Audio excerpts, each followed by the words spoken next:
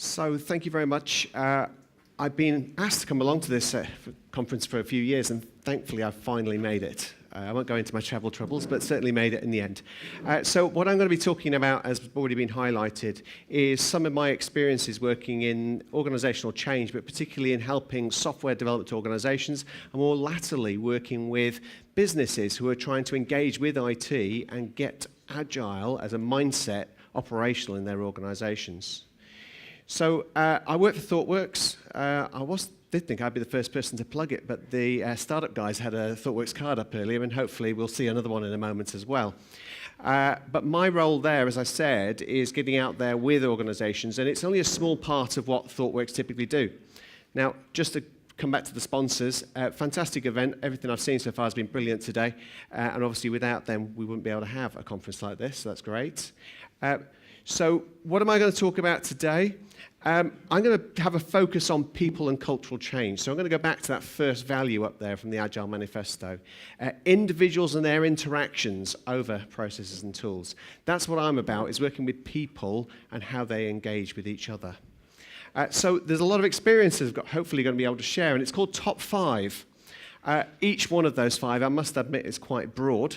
It's not very specific, but it will hopefully tie to a number of things I've actually been listening to this afternoon as well. A lot of analogies to what you've already heard, but very much from a people perspective.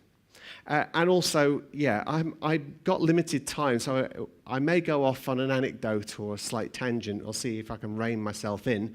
But some of them you may think sound a bit too common sense. But I'm sure you've all heard that phrase from Voltaire, that the problem with common sense is it's not very common. So hopefully, if I bring it out, it might become more common in the future. And some other things I want to bring up may be a little different. Maybe some experiences of perhaps doing something a bit awkward, a bit disruptive in an organization to actually try and get change to occur. So a bit more on ThoughtWorks. My kind of work in ThoughtWorks is actually quite limited. What typically happens for our organization is actually getting out there and delivering the solutions. We're a tech at core organization that really tries to go leading edge technologies, and we often work with these kind of startups we've been hearing about to actually get their solutions out there as quickly as possible, and we're all about feedback loops. But anyway, I need to move in. Right, my first top one, something I was talking about earlier today, in fact. Avoid the A word. So what do I mean by that? Well, to some people it can be a bit of a swear word. To some people it can just immediately turn them off in what you're actually trying to get across as a point of view. Often when I'm talking with sponsors, business leaders, executives who've I've managed to get myself welcomed into a conversation with, the last word I want to say in that conversation is the A word. Because the moment I do that, they start all of their preconceptions or misconceptions or wrong understandings about what I want to discuss immediately come out. I want to make sure that I'm talking to them about what is the objective for their organization that I can help them with. What are the pain points they're currently struggling with? And why is it they've asked me to come in and talk to them? And perhaps if they understand what this A word is or have heard about it, then now I can start to understand the differences between the two.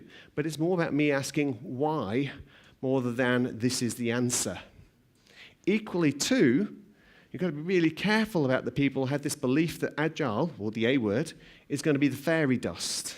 You know, they're going to sprinkle a bit of A-word dust over everything in their organization, and suddenly everything's going to start working miraculously. It's like kind of put the word Agile into any document, and suddenly it works perfectly. No, it's not going to happen. It won't work. So we need to keep questioning why it is they're thinking like that. Equally, we've got to make sure that they understand what it is we're offering. More recently, I've worked more and more with business. I mean, we shouldn't be a separate divide between business and IT, but more and more I find myself working with business part of the organization because they seem to get it really quickly, as long as I don't use the A word. As long as I keep talking about how we're trying to increase collaboration, take out risk, make sure we differentiate between what they always say they want and what we turn out to discover is what they need. And make sure we get the difference between those two things discovered as quickly as possible, because they're really used to the business, asking for things, realizing they need something different, far too late, and having no time to address that. So we want to make sure that we get them aware of the fact that that's what we're offering. We want to make sure also that they get the opportunity to collaborate effectively into those IT organizations and make sure that they've got that relationship that allows them to adapt to change as they need it. I'm still not using the A word here. I'm not using any buzzwords, terminology. I'm talking their language about what they want to achieve. And down the bottom here, this stuff, this A word stuff, it is going to help. Obviously, we're going to use some of that, the principles, the practices, etc. But I really want to make sure that anybody who thinks they're adopting those principles and practices don't measure that as a measure of success. Over here, you might not be able to see, I've got a little checklist. How many times I see organizations create this agile checklist? Okay, I've got my 5-item checklist to see whether we're agile. Top one is we've got a daily stand-up, so they all stand around together for 15 minutes every day. We're getting agile, supposedly. We've got a Scrum Master, or at least somebody calls themselves that. We've got team planning, but we're missing 2 other things. But don't worry, that means we're 60% agile, yeah? No, completely not. It means you're doing some things, but it doesn't mean you're behaving in the right way or achieving the results you need to achieve. We need to make sure we understand what it is, just as we heard from the guys now talking about the lean startups. We need to make sure we're measuring the right thing, and we need to keep sure that we've got the right analytics and keep using that as feedback, empirical evidence as to whether it's the right thing to do still. So that's number 1. Number 2. Prepare the ground, sow the seeds perhaps. Get some work up front to make sure that we give ourselves a fighting chance of being able to make any difference. So what do I mean by this? Well, as I just mentioned, we need to understand the reasons for change. So we need to understand in that community of people we're going to have to work with, what is it that they all can understand and are willing to recognize as the challenge that we're trying to address. Nobody's going to want to change if they have no belief there is a need for change. So we need to make sure we understand that. Absolutely. But this picture over here, what's this all about? Well, I get this invitation into the top of the organization. We have a great conversation. They get it when I avoid all the buzzwords. I got the people at the coalface or in the fields and working the land, etc., and they get it because they're the ones really feeling the pain. But you get this middle layer in the organization, this layer I'm calling the permafrost. It's very difficult to thaw out that permafrost in the middle. It's been there for years. It's really unlikely to change. If you go through it, you find some frozen relics from thousands of years back. But we've got to get into that layer and change it. And what kind of change and what kind of people are we talking about? It's not just the middle managers, kind of the old project managers who always had their way of the 1,000-line Gantt chart, who do need to get this message. But it's also other parts of the organization that make the organization run. A good example is HR. Listening to Ari earlier today, he was saying that's a kind of a future trend, and I completely agree. We've got to get the organization that puts these people in place to understand how they need to change as well. A good example and a pet hate of mine is around how if you measure people is going to give you, that's how they're going to behave. Another quote that came from earlier in the presentations. So if you are setting up these bonus schemes, or you're basically having individuals competing against each other in an organization to give the better pay and reward and promotion, etc., that really is against the whole idea of teams working as teams and measured as teams. We've got to fix some of those things in HR. Now, special briefings is something I mentioned in here. Every one of these people in that permafrost layer believes they're quite special. And believe you and me, I've met many of them, and they are very special individuals, I can promise you. But they believe that their view and their information is very special to them. And so they want to be given special briefings, special information. I need a session away from all of the workers. I need to be given a special briefing that tells me what I need to know compared to all of them. I'm very happy to set up those special sessions. I'll set up as many special sessions as they like, and I'll introduce them in and say, just for you people, nobody else allowed, just you. I'll still tell them the same stuff. They've no idea, but it's the same presentation, but they still feel special, so it's whatever makes them feel happy. That's good. But they're getting the same message, because it has to be the same message. No point in telling different people different things. They've all got to understand the same philosophy behind what we're doing. And last one, communicate. We've got to let people know what's going on. So we try to get an understanding of what the big issue people are willing to change. And we've got to make sure that if we do get any success, we share that, because people are going to want to jump and get success themselves. But we've also got to be really careful that people don't get too afraid when we expose the elephant. As in, one of the challenges with Agile is it's really good at fixing stuff, but people don't like it when you show them they've got something to fix. How many times there's a big elephant in the room, there's something in the organization they've been avoiding for years, we start bringing out all this transparency, and we get the feedback loops, we prove things work, and suddenly they're all kind of going, oh, we've managed to avoid talking about that elephant for years, but now you're making us talk about it. We all feel very uncomfortable. Can you Agile people go away now? No, you've got to persevere through that. They've got to understand that pain may come, and they've got to understand that that is a really important part of this, is to actually address the big problem you've all been hiding. And, wrong button. Educate. I like a bit of education. I think there's some games going on earlier today, and I saw some lovely games out on one of the stands out there as well. You've got to get people to learn through enthusiasm. The more you can do that, the better. And you've got to get people engaged and be able to see the analogy between what it is they do today and what it is you're trying to get across as a principle. Games are sometimes a great way of doing that, because it doesn't threaten anybody. It doesn't threaten them by using their situation as an example in front of everybody else. It allows you to use something pretty innocuous, pretty generic, to demonstrate what really needs to happen. And doing that, people are likely to buy in and engage in what you're trying to do. But equally, I don't like this kind of very early training. I don't like this very just-in-time training. It's only when people know they've got a good reason to learn something that they're willing to do so, I find. And so I often like to call it just too late learning. As in, they've actually had a go, they find they don't actually know what to do, and now they're willing to listen. And so just getting that timing right about just too late, they now understand why they need to be in the room, what it is that they need to learn, and they're willing to take it on. Timing around that stuff is really critical. Big blanket training at the start.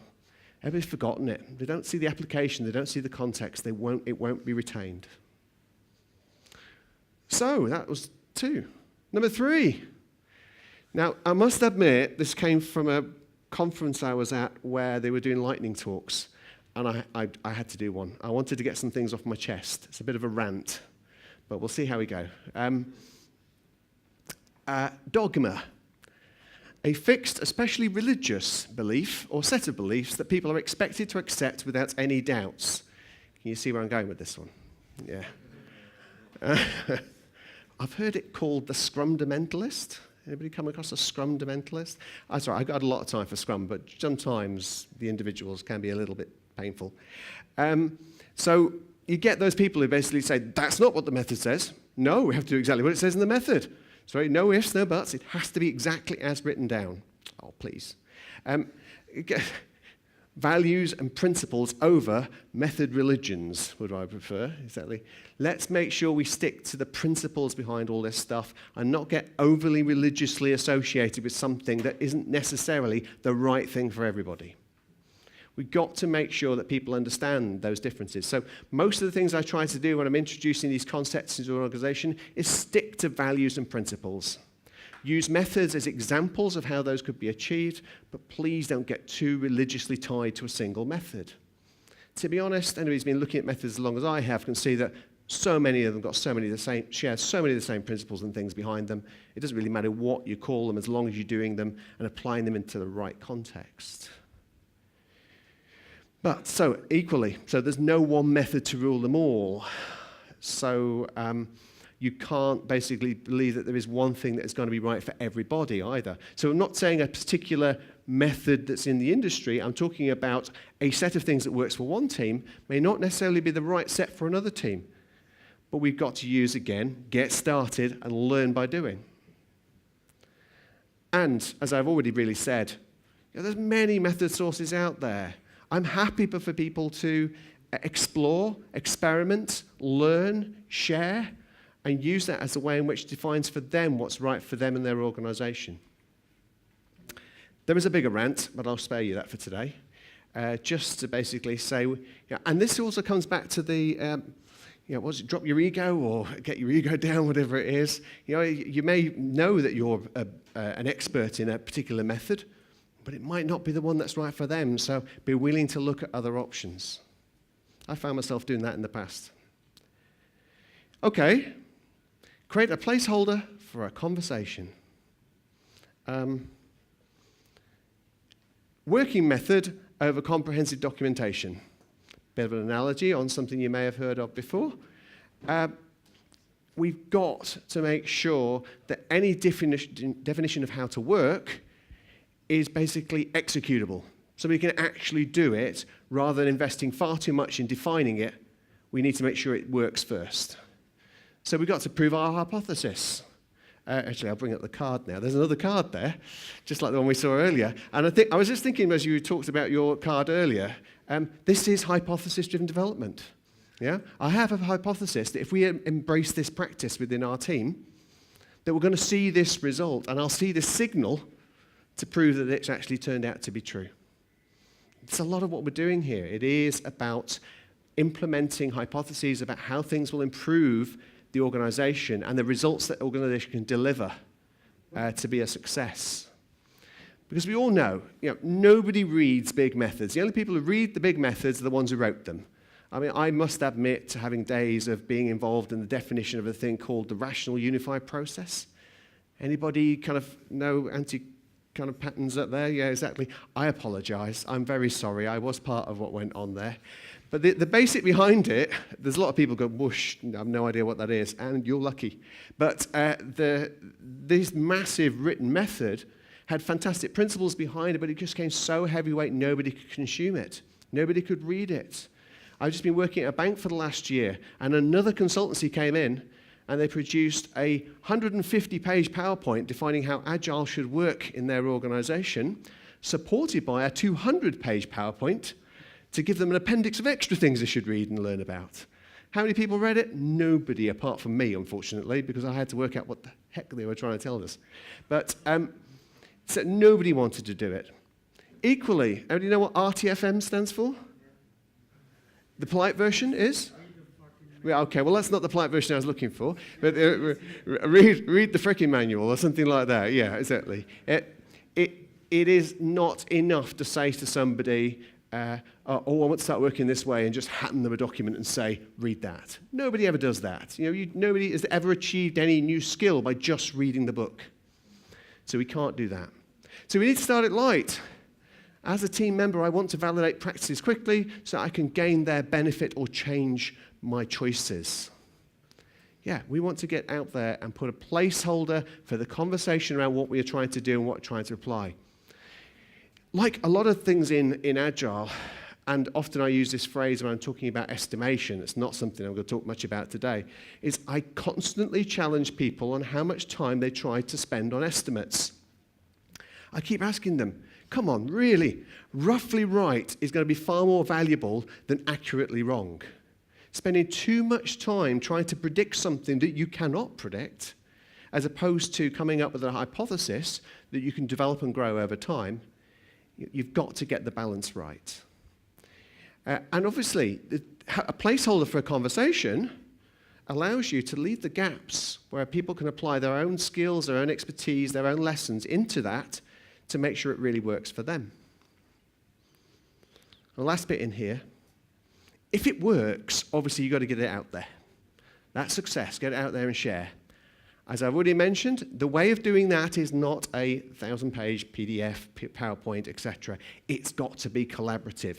The best way of sharing knowledge is having the people who've had the success selling it for you. getting it out there, telling other people how it worked for them. They don't want to hear me go on about how it was great because I wrote it for them. No, they want to hear from the other people who did it, how well it worked for them. Get them out there, get them being your advocates. One of my things I always try to do is use a collaborative documentation approach, like a wiki-based solution. There are lots of things out there that can do that. And get some of the lessons and experiences captured on there. Now, you may think, oh, yeah, well, that sounds great. Nobody's going to do it. Nobody ever shares what they've done, etc.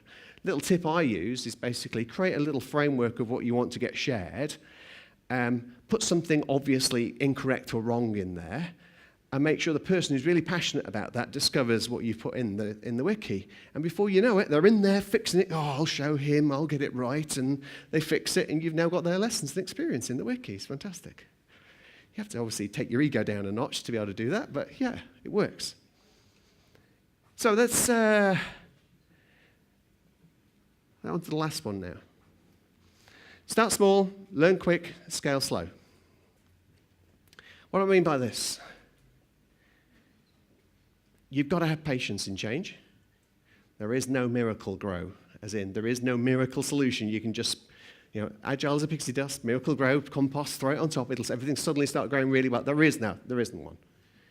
And no one miracle grow is going to work for any particular organization compared to another. Again, we've got to know what the challenges are. We've got to have some hypotheses about how we're going to fix that. We're going to apply those and make sure we get the right signals and use that experience to keep repeating what works, ensuring it continues to work as we grow. So if we're going to go to prove something, I mean, this may sound like common sense, but you've got to go thin slice. It's almost like your startup within the organization. You've got to get your end-to-end thin slice within the organization, one that's feeling pain, but one that's willing to try something new. It's got to be able to see that the business is engaged through the team to something being deployed quickly. And that thin slice needs to be kicked off in the right way. You may know about retrospectives, thinking back onto what's occurred, but also future perspectives are really important as well. We saw what was called a sunshine diagram earlier today. You often use something like that, but also maybe kind of radar picture, whatever they want to call them. But the idea is that you set yourself that goal in the top corner. And for your thin slice, how you're going to get towards that goal over time. And get the team engaged, because you need them to also tell you what those blockers will be. And that's going to be the seed and driver to actually allow you to know what bottlenecks you're going to be likely to come across. But of course, with the thin slice, now you're talking about constant optimization. You're going to learn so much from getting these people involved in doing real work with the ideas and hypotheses you've got. You can learn from those and get it scaled into your organization. So expertise. So, okay, maybe I'm in and around the organization, but there's only one of me, and we're trying to grow things. Maybe I can be involved with the first slice. What we need is a passionate community. We need communities to actually drive change within the organization. Communities are amazing, powerful things if you really want to get that advice shared and understood and commonly worked on by everybody, understanding the examples of where it's worked and where it's not. Communities are excellent at doing things like a retrospective community. It's something I just had recently in the bank I was talking about. I managed to take myself out of the equation from all of this retrospective activity and get people passionately engaged in doing it across projects, but then we managed to get that up into that permafrost layer as well. Oh God, that makes a difference when you get the retrospectives happening in that environment. They get to see what's frozen, what needs to be addressed, what needs to be thought out and something done about it, and we get actions out of it. None of this kind of, oh, it can never happen, can never change. No, we're going to get some actions out of it and get those communities and cultures working. It's been really interesting when communities of practitioners who are doing these retrospectives come from the coalface, from working the land, and allow themselves to go up to facilitate a retrospective with that middle permafrost. Bit frightening, but it can be a really nice opportunity to seed ideas and get them to understand what it is that you need to change. And of course, we want to make sure we share any of that. And as we get bigger and bigger and bigger in our scaling, there are practices you can get from many different sources. And I mentioned here Agile scaling frameworks. I don't believe that anyone approach, any one framework is going to be the ultimate solution to what anybody's trying to do. I've seen far too many organizations just go wholeheartedly into just signing up and signing away any control over what should be going in their organizations and buying one of those big manuals and just believing that following it's going to be the answer. It's not. But there's lots of good stuff in there.